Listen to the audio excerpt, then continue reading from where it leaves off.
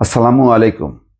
এনসিপির ব্যানার ব্যবহার করে অনেকে চাঁদাবাজিতে যুক্ত হচ্ছেন হাসনাত আব্দুল্লাহ। এটা একটা বড় ধরনের ধাক্কা এনসিপির উপর।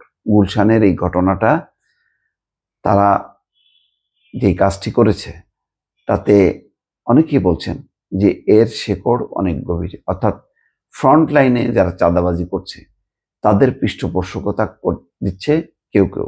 কারা দিচ্ছে, কিভাবে দিচ্ছে, নিশ্চয়ই তদন্তে বের হবে। রিমান্ডে আছে তারা, কিন্তু এটা নিয়ে কানাঘুষা শুরু হয়েছে এবং একটা চাপের মধ্যে পড়েছে এনসিপি। এনসিপির এবং বৈষম্য বিরোধী ছাত্র আন্দোলন বিচ্ছিন্ন কোনো না, একই অর্থাৎ তাদেরই সহযোগী সংগঠন বা অধীনস্থ সংগঠন। ফলে তারা যখন একটা অপকর্ম করে ধরা খায় তখন সেই ধাক্কাটা এনসিপির উপর আসে। সেই কারণেই এখন এনসিপি নেতারা মুখ খুলতে বাধ্য হচ্ছেন, বলছেন যে এনসিপির ব্যানার ব্যবহার করে অনেকে চাঁদাবাজিতে যুক্ত হচ্ছেন। তার মানে এই ব্যানারটা ব্যবহার হচ্ছে ইতিমধ্যে। এখন কথা হলো যে গুলশানের এই ঘটনাটার আগেই এনসিপি নেতাদের এই স্টেটমেন্টটা যদি তারা দিত এবং এই ব্যাপারে কারা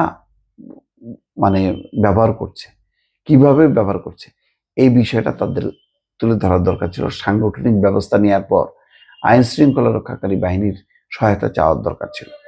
এখন অনেকেই মনে করবে যে যেহেতু গুলশানের ঘটনাটা প্রকাশিত হয়েছে, এনসিপির উপরে এটার একটা ধাক্কা, যে এনসিপি নেতারা কি পৃষ্ঠপোষক কিনা, সুতরাং এখন তারা পিঠ বাঁচাতে এই কথাগুলো বলছেন যে অনেকে চাঁদাবাজিতে যুক্ত এনসিপির ব্যানার ব্যবহার করে।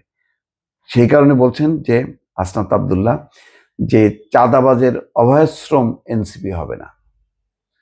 এখন এই কথাগুলো কিন্তু খুব একটা জুৎসই হচ্ছে না। আগে কেন বলেননি, এতদিন কেন চুপ ছিলেন, এখন ঘটনা ঘটার পরে আপনারা বলতেছেন কেন? হাসনাত আব্দুল্লাহ বলছে, খুবই দুঃখজনক বিষয়, আমাদের নাম পরিচয় ব্যবহার করে এনসিপির ব্যানার ব্যবহার করে অনেকে চাঁদাবাজিতে যুক্ত হচ্ছেন। আমাদের নেতা কর্মী যারা আছেন, আমরা মুখে মুখে বলবো নতুন রাজনৈতিক বন্দোবস্ত, কিন্তু আপনি গিয়ে করবেন চাঁদাবাজি, এই জিনিসগুলো কিন্তু আমরা বরদাস্ত করব না। আমাদের লাখ লাখ কর্মীর দরকার নেই, আমাদের লাখ লাখ নেতার দরকার নেই। এই চাঁদাবাজের অভয়শ্রম এনসিপি হবে না। নিজের ঘরে আগে শুদ্ধি অভিযান চালাতে হবে উল্লেখ করে হাসনাত বলছেন, অনেক ধরনের নেতাকর্মী রয়েছেন যারা হচ্ছে তেলবাজ এবং সেলফিবাজ। এদের কোনো প্রোগ্রামে ডাকলে পাওয়া যায় না, ওদেরকে কোনো কাজে ডাকলে পাওয়া যায় না। নেতার পেছনে পেছনে ঘোরে, একটা সেলফি তুলে ফেসবুকে সেলফি বাণিজ্য করে, প্রশাসনে ছবি বাণিজ্য করে। এদের প্রতিহত করবেন। আগে নিজের ঘর ঠিক করতে হবে, নিজের ঘরে শুদ্ধি অভিযান চালাতে হবে। আমার দরকার নেই এসব সেলফিবাজ, এসব তেলবাজ। তাহলে তো আগে নিজেরা ঠিক করে রাজনীতিতে নামা উচিত ছিল। প্রশ্ন অনেকগুলো আসে, কিন্তু যে কমিটি নিয়ে যেই পরিমাণ টানাপোড়েন হয়েছে, এতেই তো বোঝা যায় যেখানে আদর্শের অবস্থানটা খুব দুর্বল। এখানে পদ পদবি কি, পদ পদবি হইলে আমার চাঁদাবাজি করতে, আমার ক্ষমতা খাটাইতে আমার সুবিধা হয়। তাহলে প্রথম ধাক্কায় কিন্তু এনসিপি পরাজিত হয়েছে, যে তারা পদ পদবি নিয়ে যে ধরনের টানাপোড়েন, সেটা কিন্তু গণমাধ্যমে প্রকাশ হয়েছে। তারপরে হলো যে কর্মী বাছাই ক্ষেত্রে, নেতা বাছাই ক্ষেত্রে কে সৎ কে অসৎ, এই জায়গাটা তারা পরিষ্কার করতে পারেনি। এখানেও তারা একটা ধাক্কা খাইল। এখন 4-5 মাস বয়স তাদের, এই বয়সে এসে যদি এইরকম দুর্নাম বদনাম হয়, তাহলে এই দলটার প্রতি মানুষের একটা যে ভালোবাসা, মানুষের যে একটা আগ্রহ থাকবে, সেটা কি আসলে পাওয়া যাবে? আমরা পদযাত্রায় কি তেমন ঢল দেখলাম না।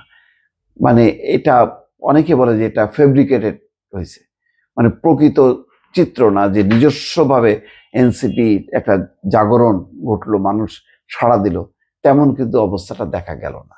কৌতূহলী মানুষ আসছে গেছে, এর মধ্যে খুব অ্যাট্রাক্ট হইলো এনসিপি, সেই রকম আদর্শটা কিন্তু তুলে ধরতে পারলো না। তার মধ্যে এই গুলশানের এই ঘটনাটা একেবারে বুমেরাং হয়েছে দলটার জন্য।